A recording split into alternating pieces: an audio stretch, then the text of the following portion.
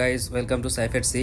আজকে আমরা যাব সাভানা পার্ক স্টেডিয়াম এবং ওয়েস্ট ইন্ডিজের জামাইকার ন্যাশনাল পার্ক ঘোরার জন্য। চলুন আমাদের সাথে। আমি এখন আছি জামাইকার সাবিনা পার্ক স্টেডিয়ামে।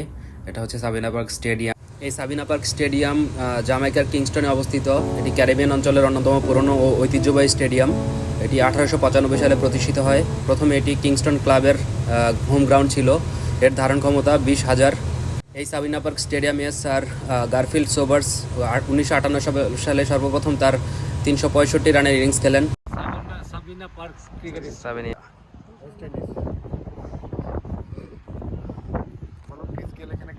Chris Gayle, Andre Russel, West Indies, Brian Lara সবাই এখানে খেলেছে।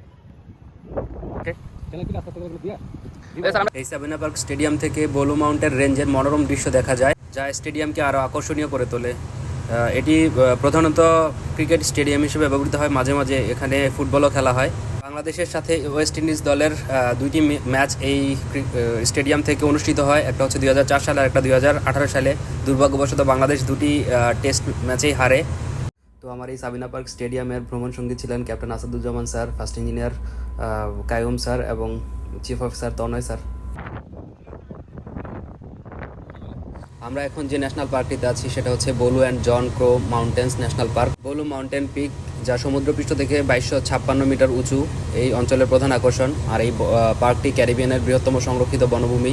এই পার্কটি মূলত হাইকিং, বার্ড ওয়াচিং এবং প্রাকৃতিক সৌন্দর্য উপভোগের জন্য ট্যুরিস্টদের প্রধান আকর্ষণ থাকে।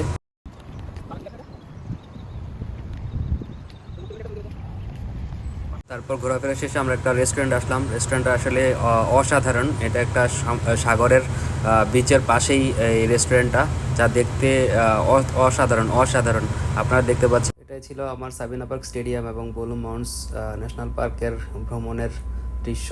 তো সাথেই থাকবেন সাইফেট সি, আর দেখতে থাকুন বিভিন্ন ধরনের ভ্রমণ গল্প। আশা করি আপনারা সবাই পছন্দ করবেন ইনশাল্লাহ। তো এখানে ওয়েস্ট ইন্ডিজের মানুষদের দেখতে পাচ্ছেন, আসলে এরা কালো কিন্তু এরা মনের দিক থেকে অনেক ভালো।